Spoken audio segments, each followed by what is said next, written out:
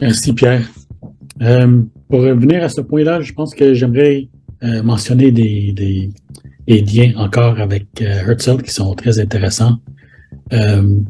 C'est que un de ses amis, lui qui avait arrangé les rencontres avec le sultan Abdelhamid et le Kaiser Guillaume II, William II, c'était Armin van Bury, un savant hongrois. Comme vous savez, il parlait à peu près 8 langues. Et puis, Van Bury, en même temps, avait aussi conseillé Bram Stoker, qui est l'écrivain de Dracula, parce qu'il était un expert en vampirisme de la Transylvanie. Quand on parle de cette histoire de Transylvanie, c'est intéressant parce que ça recule jusqu'à Elizabeth Bathory, qui était considérée la pire tueur de série femelle de l'histoire. Elle a tué je ne sais pas combien de vierges, elle prenait des bains dans leur sang.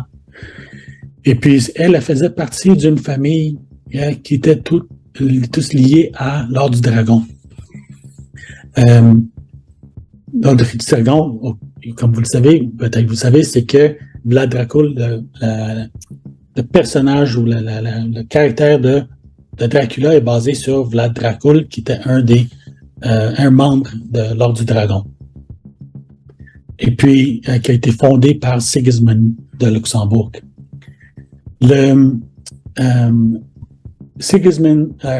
Elizabeth Bathory était la nièce de Stephen Bathory, qui avait soutenu la carrière de John Dee.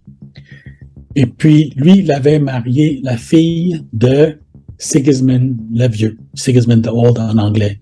Qu'est-ce qui est intéressant, c'est que l'empire de la Prussie, la Prusse, des Prussiens, a été fondé, la fondation de l'empire de la Prussie a été proposée par Martin Luther. La Russie ou la Prusse? Prusse. Ah, la Prusse, d'accord. Oui, Prusse. Prusse. Genau. Et puis, c'est un plan qui a été présenté à Sigismund le Vieux, et c'est lui enfin, parce que ça a été fondé de l'ordre des Teutonic Knights. Et puis, c'est comme ça qu'est débute l'Empire de la Prusse.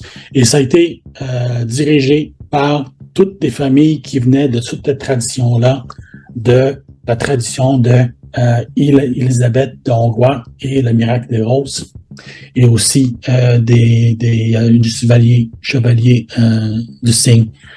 Où ils faisaient tous aussi partie, ils ont créé comme l'ordre du cygne, qui était aussi lié à, je ne sais pas comment dire en français, en anglais c'était le Fruit Bearing Society. Et c'est tous ces membres-là, parce que ils faisaient tous partie des familles qui ont soutenu la carrière de Martin Luther, et c'est leurs enfants et les enfants de leurs enfants qui ont créé l'ordre, le premier ordre des Rosicruciens. Alors encore, c'est intéressant de voir toutes ces traditions-là parce que Abdulhamid et Kaiser Wilhelm II étaient tous les deux membres de la Toison d'Or.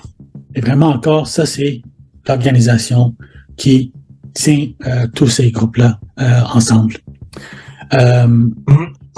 Alors, Bram Stoker, encore lui, il était membre de l'Aube dorée, le Golden Dawn. Et puis, il y a plusieurs membres du Golden Dawn étaient liés aussi avec un loge de recherche maçonnique qui s'appelle Quattuor Coronati, qui est une très bonne source de l'histoire maçonnique, et puis qui faisait partie de le Palestine Exploration Fund. Et puis ça, ils ont envoyé plusieurs expéditions. La plus importante a été menée par un Captain Warren, et c'est lui qui a conduit des excavations, des creusets en bas du temple de Solomon à Jérusalem. Puis c'est eux qui prétendent avoir trouvé les cavernes de Solomon. Et puis c'est là qu'ils ont établi la première initiation maçonnique à Jérusalem. Alors, tout un cercle maçonnique Captain Warren, quand il est revenu en Angleterre, la première chose qu'il a fait, c'est qu'il a mené l'enquête de Jack the Ripper. Jacques l'Étrangleur, c'est ça? Le rapper, Jack the Ripper. l'éventreur. L'éventreur, merci. Exactement. Alors, c'est ça. C'est tout ce groupe-là était lié ensemble. Et puis, celui qui a été soupçonné d'être le vrai Jack the Ripper, l'éventreur, c'était, je sais pas, le prince Albert, qui était un des fils de la Queen Victoria. C'est ça qu'il est tout, comme on avait parlé déjà, c'était tout un quartier de ce quartier juif. Toutes les meurtres ont pris place au quartier juif de Londres. Et puis, les bâtiments en particulier étaient sous la possession des Rothschilds. Et puis, tout lié aussi encore avec Winston Churchill. Ah. Alors, en plus, qu'est-ce qui était intéressant de Armin van Bury, c'est qu'il était un des fondateurs le mouvement du pan-turquisme, qui a une importance parmi les dominés de la Turquie, qui a contribué à la fondation des Jeunes Turcs. Un Jeune Turc, encore un groupe très intéressant, un groupe dominé, où encore a participé Jamal Afghani, qui est vraiment partout. L'autre personne qui a contribué à le pan-turquisme était Kosoma de Koros, je pense aussi un Hongré. Et puis, c'était lui qui était un des premiers d'avoir mentionné la légende de Shambhala.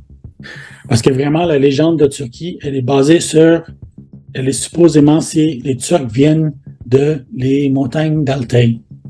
Et puis, c'était un aigle qui s'appelle le Turul, l'aigle Turul, qui avait d'une façon ou d'une autre, emprunté une femme, et puis c'est de là que viennent la descente des Turcs.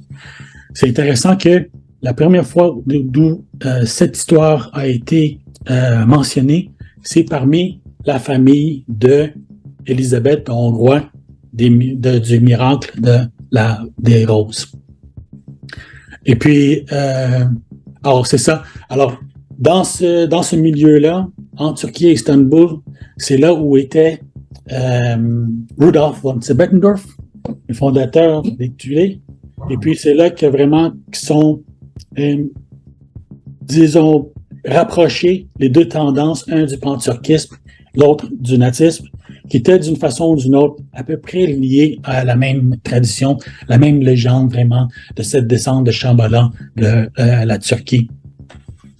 Et puis, qu'est-ce qui est intéressant, c'est que parmi la mythologie, c'est que ils viennent d'une région légendaire qui s'appelait Ergenekon, qui était vraiment l'égal de Shambhala. C'était l'équivalent turc de Shambhala, c'était Ergenekon. Et puis, c'est pour ça que les mouvements de l'extrême droite en Turquie étaient nommés après Ergenekon, où les